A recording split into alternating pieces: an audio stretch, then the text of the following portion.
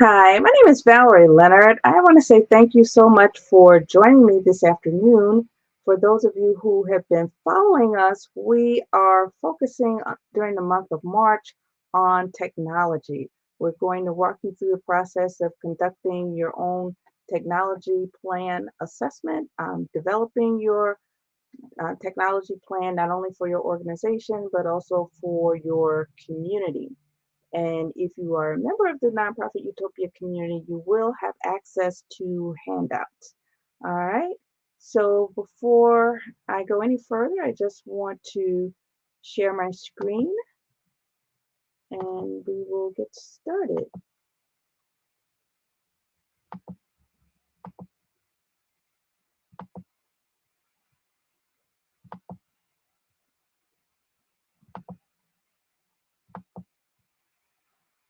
All right. So today we're going to show you how to conduct a technology needs assessment for your nonprofit.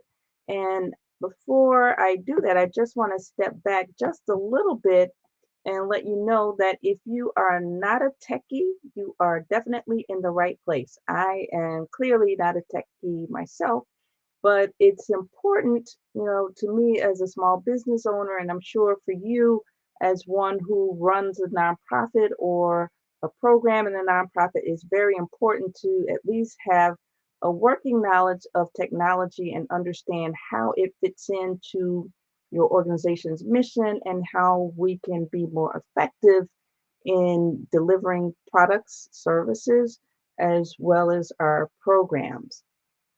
All right, so we're going to get into that right about now.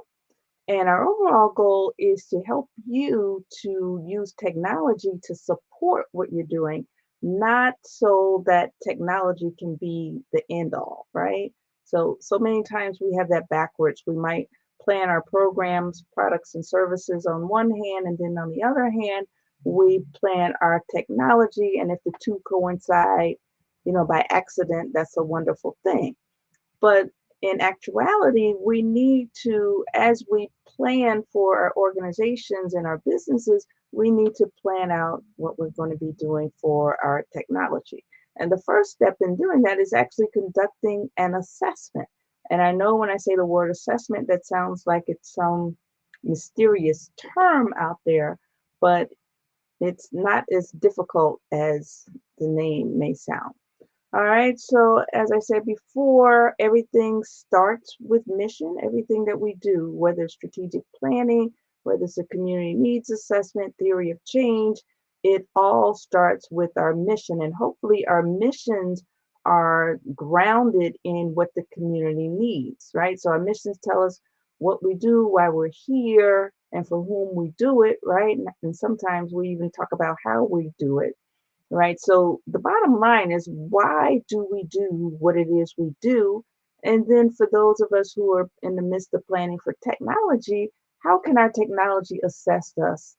Assist us. Oh, I'm so sorry. How can our technology assist us in actually fulfilling our mission? So the first thing we need to do, after looking at our mission and vision and core values, we need to understand what it is we're trying to achieve strategically. How are we trying to position ourselves in the community workforce, or rather the community environment, right? Looking at how the environment might change and how we can defend ourselves against those changes and still make sure that we serve our clients and community. So ideally, your technology planning should be done right at the same time as you're doing tech, your strategic plan. So as you're scoping out the community, trying to figure out who the players are, and looking at the opportunities and the threats, and then looking at your own internal strengths and weaknesses, those strengths and weaknesses ought to include, some analysis of where you are with your technology. All right, so we need to also consider the context within which we're doing our technology planning, or the driving force behind the assessment. So when we look at the context within which we're doing the planning, that could be either within the context of our strategic plan, within the context of our program design.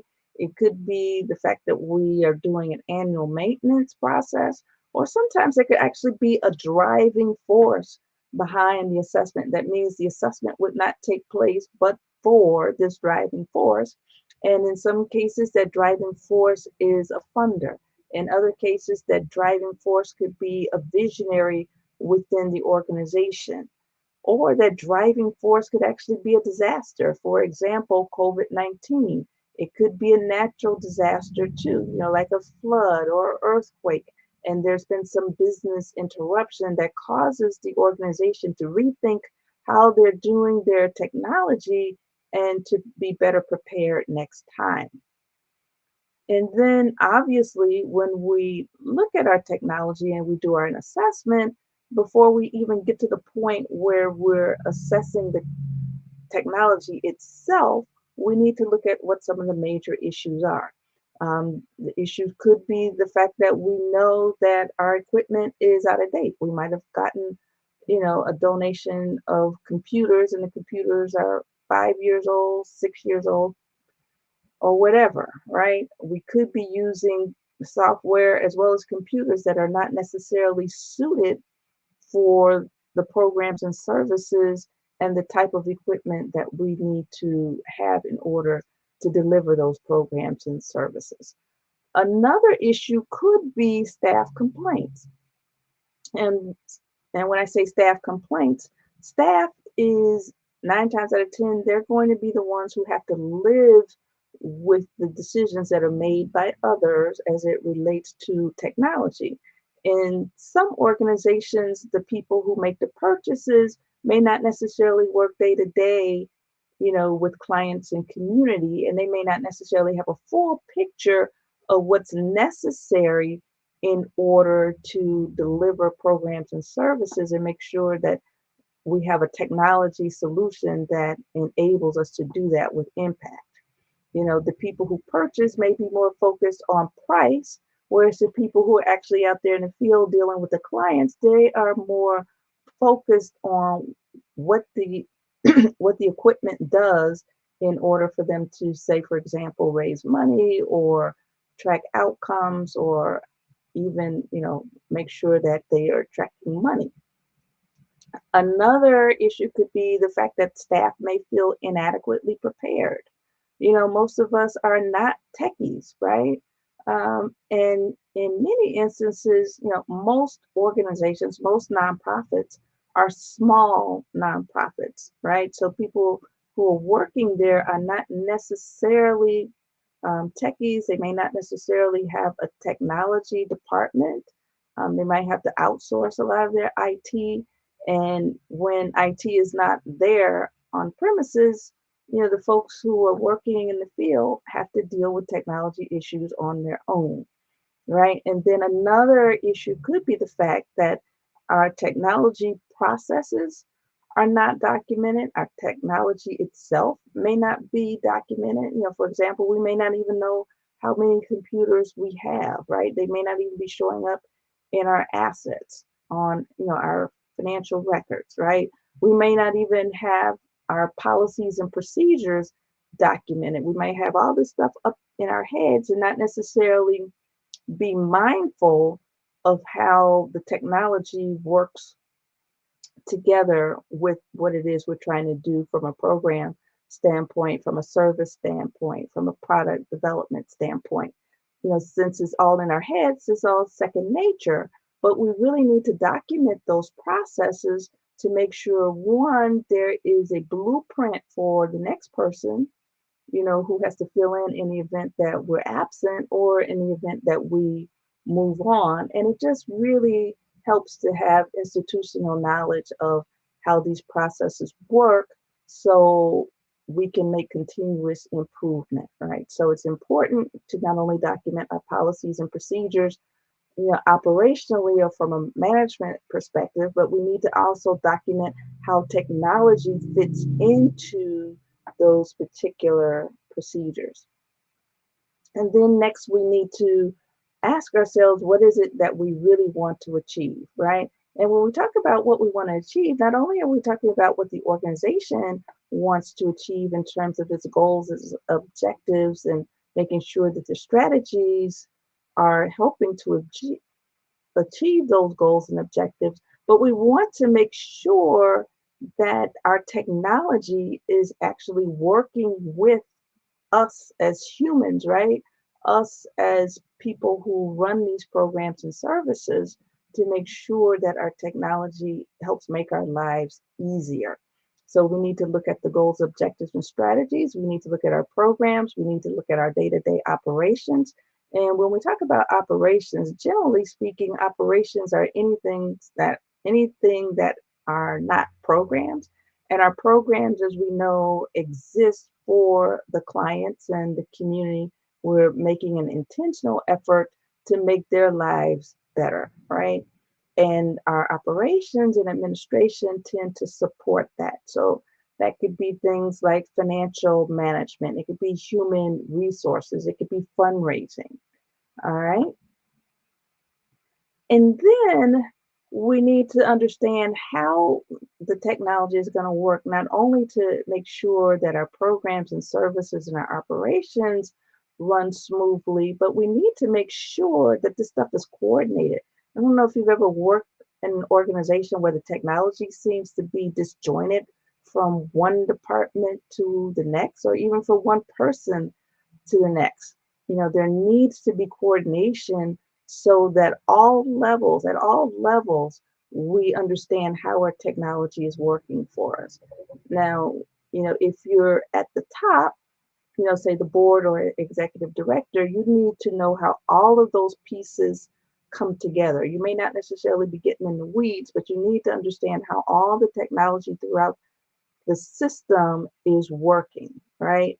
If you're a fundraiser, you definitely need to be laser focused on your job and how technology can help you raise funds, how you can maintain relationships with funders, and all of that good stuff, right? And if you're in administration, for example, human resources, you need to be acutely aware of how technology can help you do your job better. And same thing for programs. So the way you understand, how this technology works and how is it going to best fit in with the organization, you need to talk to the people who are actually on the front lines doing the work. All right. And then, even though this is not necessarily a case where we're doing a business model, we can definitely borrow lessons learned from business planning. So when we look at this value proposition map, which is definitely, it's actually meant to be used for a business model, we can borrow and learn lessons and apply those same lessons to our technology. We need to talk to the people who are actually doing the work, understand what their jobs are on a day-to-day basis, what is it they're trying to achieve, or whether, look at their gains, right? And look at their pain points. What are some of the problems they have, not only with the technology. I'm sure a large part of it might be the technology, because sometimes the technology is dated and doesn't do what they need it to do in order to be more efficient. But you need to also understand what they're trying to achieve aside from the technology. There may be a technological solution that actually creates gains, meaning that it helps them to achieve their goals. It actually addresses some of the pain points, and the solution itself will make their day to day job easier. So, as you develop your surveys, as you develop your interviews, structure your questions such that you get a feel for what people are doing on a day basis, so that you understand what their gains are, what is it they're trying to achieve on a day-to-day basis for their department, and how that fits in with what the organization is trying to do. And then you want to get a feel for what their pain points are as you talk to them. So you could talk to them one-on-one in interviews, you can have surveys, and you can have focus groups. But whatever it is, you want to make sure that whoever is making the purchasing decision takes into account feedback from the end users because they're going to have to live with the consequences one way or the other. All right. Another way to really get a feel for how to integrate technology with your organization and what people do is, you want to map out the functions of every person, every department within the organization. So you can use your organization structure, right, as a point to brainstorm, right? So we start with our board, and when we look at the board and what it is the board has to do, the board is there to set strategic direction. They're there to hold um, the organization accountable, so to speak, to be good stewards, to make sure that the mission is actually served. What software can you think of that will make their jobs easier? So there's software out there that will basically serve as a private communities, so to speak, for the board, where they can have discussions online between meetings. They can put board documents, have minutes from meetings as well as meeting board packages and actually collaborate, right? So you might consider software for board governance. When you look at the fundraising department or the development department, what is it that they're trying to do, right? They are trying to make sure that there are adequate resources in the organization, right?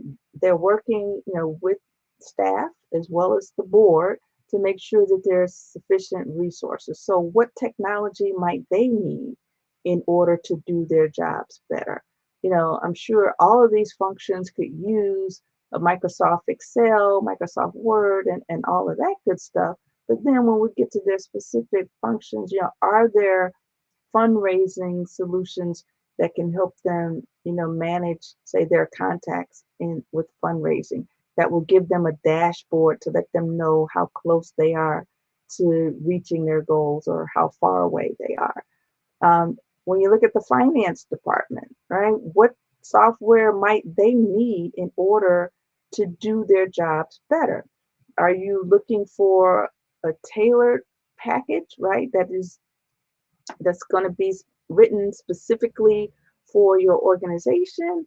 Are you going to look for, something as simple as QuickBooks, which may not necessarily do everything that you need, but it is close enough, right? And those decisions are going to be guided by what you need the software to do. It's going to also be guided by the people you have working for you. So there's going to be a limit, right, to their individual capacity. You might not necessarily have an organization that has all these departments, but all of these functions need to be fulfilled. So staff capacity will become an issue.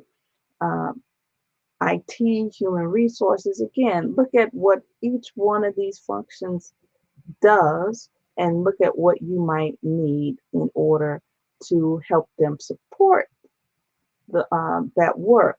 But then even more so, not only are you supporting the work that they do on a daily basis, but you're also going to keep an eye to make sure that the work that they're doing and the technology that you're providing is going to actually be in alignment with the strategic plan. All right. So again, this is just one example. You need to speak with all of the people who are in these spaces.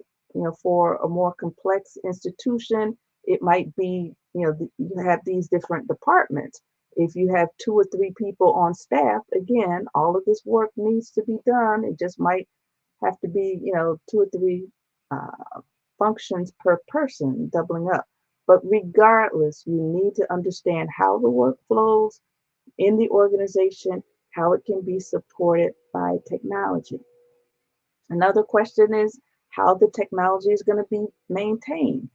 If you're large enough to hire an internal help desk, are you going to have an internal help desk, or are you going to have a shared solution, meaning that you might network with other nonprofits and you might share a back office, and one of the functions of the back office could be managing the technology? Or will you have a consultant on call? Or if you're just starting up and you don't have a budget for any of this stuff, how are you going to make sure that you have what you need, the knowledge that you need, so that you can maintain your own technology? And then you need to understand too what the training needs are for the end users. Again, the board is going to have a different set of needs than staff, and they're going to have a different set of needs than your clients. Again, your board, if they choose to get software for board management, they'll obviously need to be trained on that specific software. But most importantly, they're going to need to understand how that software is going to help them with governance. So they're going to have to be able to make sure that they fully integrate that software with what they're doing as a board. Your software, remember, is only as good as the information that we put into it, right?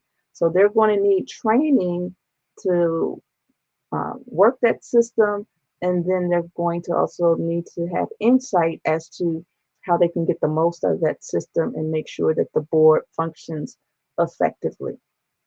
And again, the staff, once they bring on, certain software, it's one thing if you have Microsoft Word, and most of us don't know all of the functions of Microsoft Word, but we know enough to kind of navigate and get things done. But what happens when we bring on a specialized solution? So, for example, if we are bringing on software for case management, so that will be probably a more sophisticated system, and that's going to require training if staff is not trained.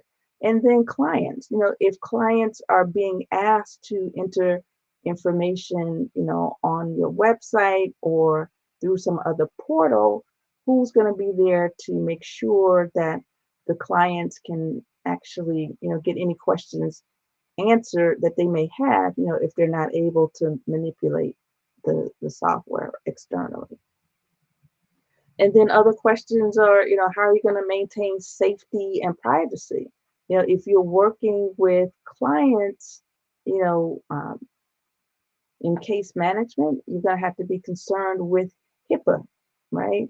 And making sure that you don't share, confidential information. Otherwise, that leaves you open to be sued. So, as you can see, technology requires not only that you understand how to use it, but it also requires that you understand current laws. It also requires common sense. It requires good judgment, right?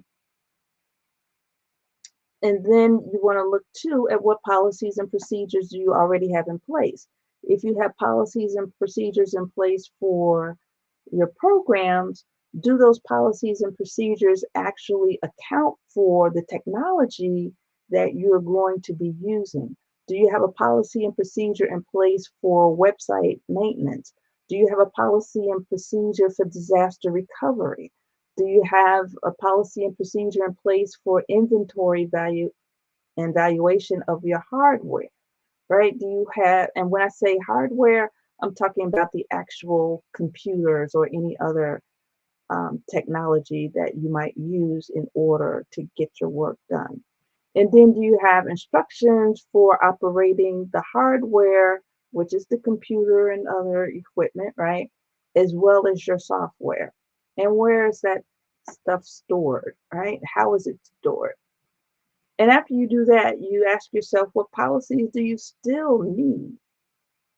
All right. And once you do that, that information is going to be used to inform your strategic plan, your program development, your tech, your technology plan, as well as your fundraising plan for your technology in the event that you want to um, focus on a proposal just for technology. All right. So if you have any questions, feel free to post and I'll check those out. And I want to also spend a little time walking you through a workbook that we have.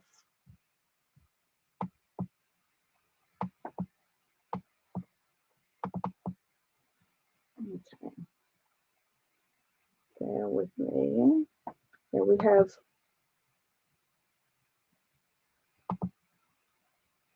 we have a workbook. Oh, thank you, Kevin. Hi, Deanna, oh, I think I missed you, but hello. Thank you both. All right, so if you have a little bit of time, I want to walk you through a workbook that we have for our members of Nonprofit Utopia. All right,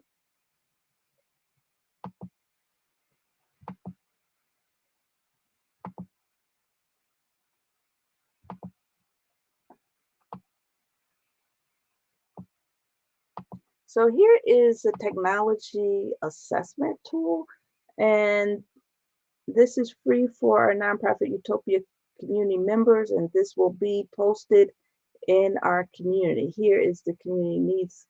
I keep saying community needs assessment. It's the technology needs assessment, and you'll indicate, who the organization is, the department, your program or initiative, and your mission statement. And then you'll complete your goals and objectives.